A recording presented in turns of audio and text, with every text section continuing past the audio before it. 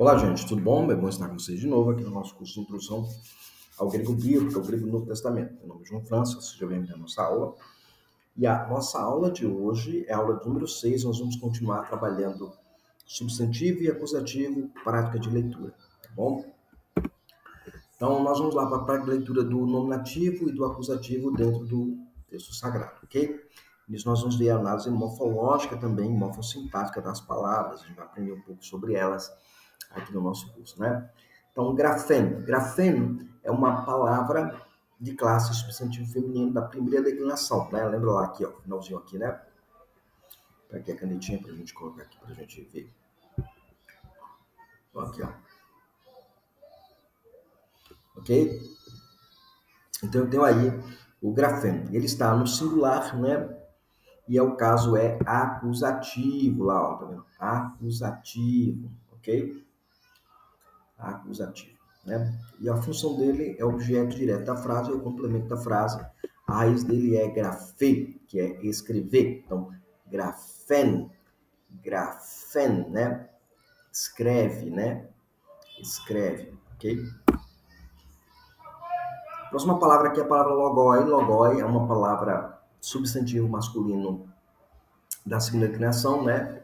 Lá aqui, ó, nominativo, né? Nominativo, né? Nominativo ou vocativo, a depender de como está sendo usado, né? Então, logoi, palavras, né? Palavras, né? É plural, né? É plural, nominativo, vocativo, sujeito, da função dele é a função do sujeito, né? O nominativo tem a função de ser sujeito. A raiz é log, vem a palavra log, que é falar, razão, racionalizar, né? Agora, tas grafás, né? Então, a forma da expressão tas grafás, né? A transliteração, geralmente, se tas grafás. A tradução, as escrituras, porque é um acusativo plural, né? Na análise morfossintática, né? Morfológica, você vai ter lá tas, que é o artigo. Aqui, ó, tas, o artigo. A forma tas é o artigo definido no feminino. E a função dele é concordar com grafás, né? Grafás em gênero, que no caso é feminino, número, que no caso é plural, e no próprio caso, que é acusativo, ok? Então, essa é a estrutura que você tem da classe da palavra, da expressão tas grafás, né? As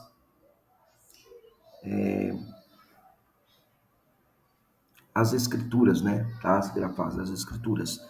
E aí você vai ter lá o objeto direto como função, e a raiz dela é de grafê, de escrever, né? Escrever. To ergon, né? Essa expressão. O artigo definido, to, está lá no neutro singular, né? Ergon é o nominativo acusativo singular neutro, né? Então, pode ser nominativo, a depender do contexto, lembra lá? Depender do contexto, ergon, aqui é depender do contexto. Pode ser tanto acusativo como nominativo, e pode servir como sujeito na frase, dependendo do contexto, ou objeto direto na frase. A raiz é ergue, que é trabalho, ação. Né? Muito bem. Tus logos também é uma expressão, né? Tus logos, essa expressão tus logos, as palavras, né?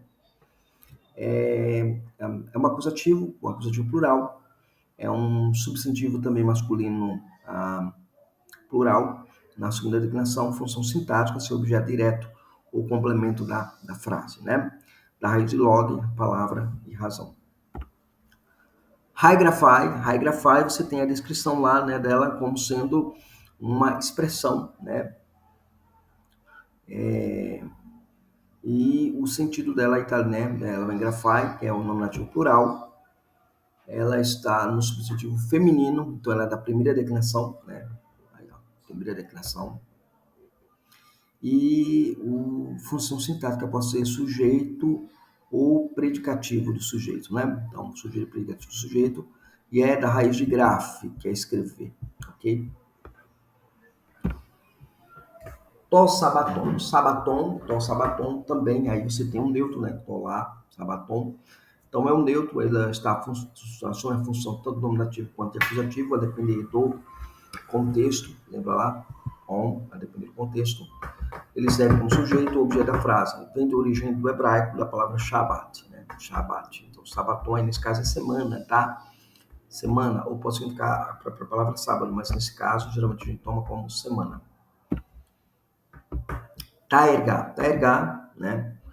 Nesse caso aí, é o nominativo neutro, acusativo, do plural, taergá, e é a segunda inclinação, pertence à segunda inclinação de palavras, ok? De palavras.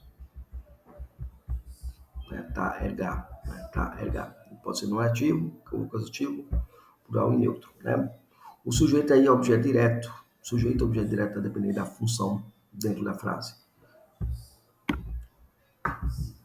Ho escatos, né? O último, essa ideia aí, né? Escatos, né? Escatos é um nominativo singular. Ho, né? Escatos é um nominativo singular também. Ele pode ser uma classe de adjetivo superlativo, na segunda inclinação, um adjetivo. A função sintática pode ser atributivo ou predicativo, né? Ele pode atribuir ou predicar. E ele pode ser um superlativo de macros, né? Superlativo, um grau superlativo de macros. Rocosmos, rezoe, tapneumata, né? Tapneumata, nominativo plural neutro, né? Pneumata, né? É um acusativo plural. Está na terceira declinação, então ele é um substantivo neutro. O sujeito pode ser sujeito, objeto direto depende da função dentro do texto, tá? Pneu, né? Vem a palavra pneu, que é soprar ou respirar. Cai, toteon, né? Tonteon, tom cosmon, agapá, roceos, né? Olha aqui, ó, gente. Aqui é importante a gente pensar aqui, tá? Tom, cosmon, agapá, roceos. Quem é o sujeito desta frase, né? A gente identifica o sujeito quando você tem um artigo no nominativo, ro, e o substantivo está com a terminação nominativa. Então, aqui está o sujeito. Então, como é que eu construo a frase? Eu coloco o sujeito para cá, né, na tradução, né? Para cá. Então, Deus agapá, amor, né? Ama, agapá, ama. Tom cosmon, o mundo, né? Deus ama o mundo, né? Você vai organizando dessa maneira, né? Você coloca lá, sujeito, mais. Isso na tradução, tá, gente? Mais o verbo, né? Mais o complemento. Ok?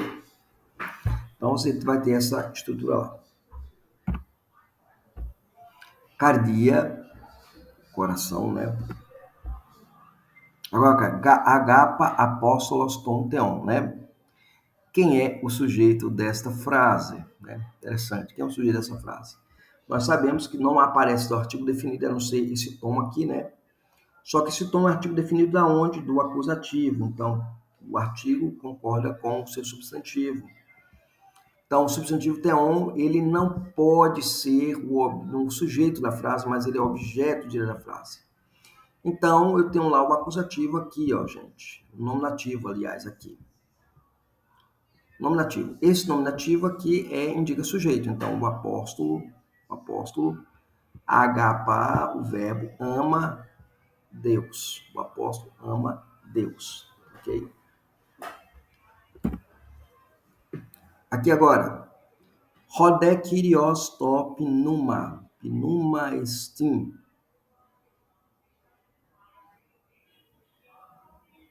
Aqui, ó. Rodé Kyrios, né? Então, Kyrios é o sujeito. Ro aqui. Lembra que aqui é pós-positiva, né? Então, mais o Senhor é o Espírito, né? É o Espírito, né? O Senhor é o Espírito. Agora o Senhor é espírito, né? Ok? Vamos lá. Esta idia eu ten kai ro idioi autu u paralabon, né? Ele veio para os seus e os que eram seus não receberam, né? És, né? Para taidia, para os seus, é o ten, o verbo é o ten. Ele veio, né? É importante a gente pensar nisso. Kyrios gasistin tu sabaton horius tu antropo. Olha que coisa interessante.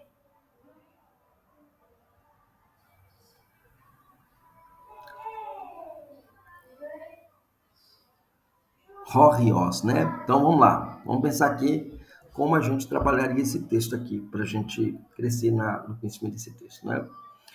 Horios tu antropo, né? Kyrios gasistin tu sabatu horius tu antropo, né? Aqui, ó. O filho do homem. Por que a gente começa com filho? Lembra lá? Sujeito, sujeito. Então, na frase você vai colocar o sujeito, né? O filho, tu, antropo, o filho do homem. Verbo agora. Estim é gar, Senhor. Mas aqui tem um gap. Então, esse gap vem primeiro. Pois o filho do homem é Senhor do sabaton. Lembra lá? Que é o genitivo. A gente não chegou ainda no genitivo, não, né? A gente não pegou o genitivo ainda, não, né? Mas aqui é um genitivo que indica a relação de posse, pertencente a, né? Então, o filho do homem, pois o filho do homem é senhor do sábado. Né? Pois o filho do homem é senhor do sábado. Viu? A gente já viu que os casos indicam a função. Então, quando você percebe que os casos indicam a função, você consegue trazer uma tradução mais precisa no esforço da leitura do texto. E aí nós terminamos aqui a nossa aula. Nos vemos no nosso próximo encontro e até lá. Deus abençoe.